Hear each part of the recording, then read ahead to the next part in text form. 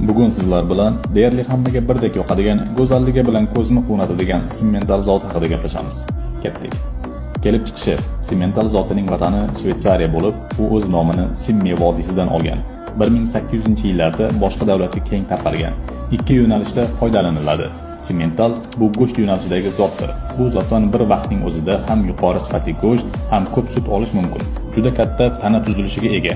Voyaga yetgan buqalar og'irligi 1100-1300 kg, sigirlar esa 700-900 kg bo'lishi mumkin.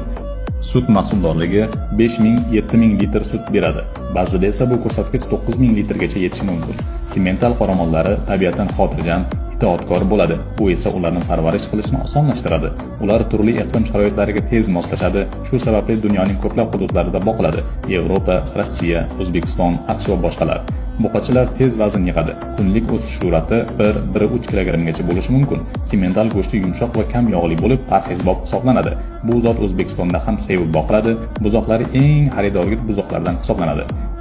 Bu zotni O'zbekistonga import qilish hozirgi kunda faqat samolyot orqali amalga oshirilishi mumkin. Kamchiliklari bo'yicha esa izohlarda o'rtoqlashamiz.